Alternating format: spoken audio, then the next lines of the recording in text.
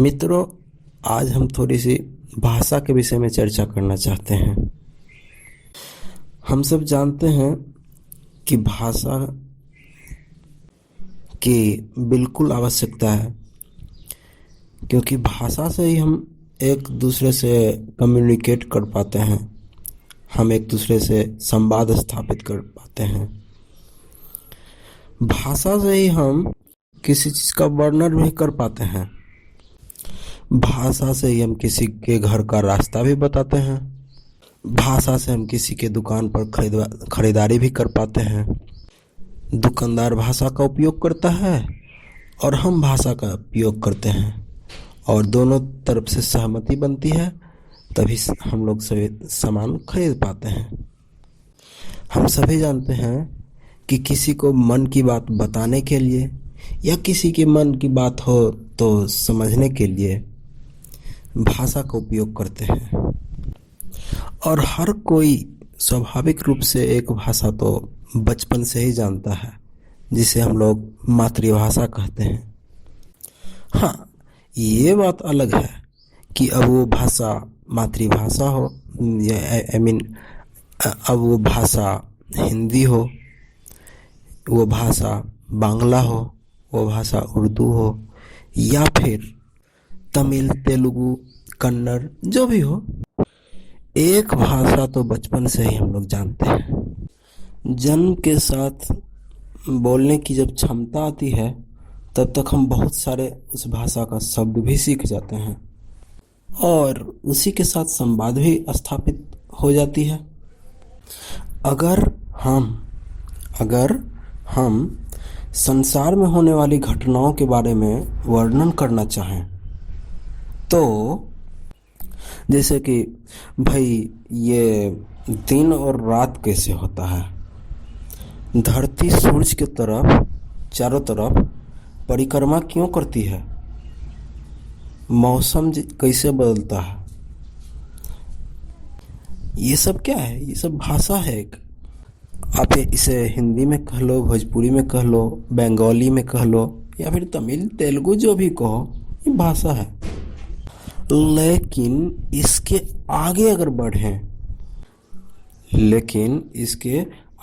बढ़ना है, जैसे कि धरती सूरज के चारों तरफ वृत्त में चक्कर क्यों लगाती है, तो हमारे जो अपनी मातृभाषा का शब्दकोश है वो कम पड़ जाती है। हम कहते हैं धरती सूरज के चारों तरफ पृथ्वी खींचती है, तो ऐसे में बड़े सवाल उठते हैं, जैसे कि धरती सूरज के चारों ओर घूमती है क्योंकि सूरज ऊपर से बल लगाता है, लेकिन जब सेब पेड़ से गिरता है तो धरती उस पर बल लगाती है तो नीचे गिरता है। ये धरती के चारों तरफ चक्कर क्यों नहीं लगाती है? मेरा कहने का मतलब है कि धरती के चारों ओर चक्कर, मेरा कहने का मतलब है कि सूरज अगर धरती को खींचे तो धरती वृत्त में घूमने लगती है, और अगर पेड़ से सेब अगर टूटती है, यानी धरती अगर उसे खींचे तो वो नीचे गिर जाती है। ऐसा क्यों? धरती खींचे सेब को तो सेब गिर पड़ता है, सूरज खींचे धरती को तो धरती नहीं गिरती है। ऐसा क्यों? ये कैसे हो गया?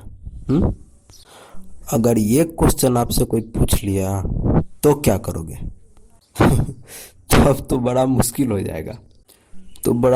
जाएगा। क्या करें? तो आप उसे कहोगे रुको ठहरो, इसका जवाब देते हैं।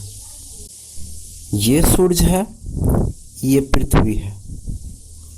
सूरज पृथ्वी के चारों ओर फोर्स लगाती है, जिसे हम एफ फोर्स यहाँ नाम दे रहे हैं। पृथ्वी की वेलोसिटी इस स्पर्श रेखा की तरफ जा रही है। देखते जाइए, नए शब्द आना शुरू हो गया है। वृत्त, स्पर्श रेखा, फोर्स, है ना, कई तरह के। पृथ्वी की वेलोसिटी सूर्य की दिशा में है और F और T एक दूसरे के समकोण पर काटती है। F और T एक दूसरे के वेक्टर का योगफल होता है और इस तरह यह वृत्तीय पाथ में घूमने लगता है। तो मित्रों, अगर हमें इस भाषा में काम करना है तो हमें ये भाषा सीखनी पड़ेगी और इस भाषा का नाम है गणित। जी हाँ, गणित भाषा। अगर हमें संसार में हो रहे परिवर्तन को समझना ही है तो ये गणित की भाषा सीखनी ही पड़ेगी। इस गणित की भाषा के साथ साथ अगर भूगोल की भाषा को भी सीख जाएं तो संवाद पूरी तरीके से आनंदित हो जाती है। मित्रों, ज्योग्राफी अर्थात भूगोल में हम इसी तरह के संवाद को हम सीखेंगे, अच्छी तरह सीखेंगे और समझ करके सीखेंगे, एक एक पॉइंट को सीखेंगे। दुनिया की कोई भी परीक्षा में अगर भूगोल से सवाल आता है तो आपको उत्तर इसी भाषा में देना होगा। अगले वीडियो में हम सामान्य भूगोल के बारे में जो प्रतियोगी परीक्षा में पूछे जाते हैं, जो सिलेबस है और पैटर्न है, उसको हम डिस्कस करेंगे। और तो अगला वीडियो हमारा ज़रूर देखिएगा। तब तक के लिए धन्यवाद।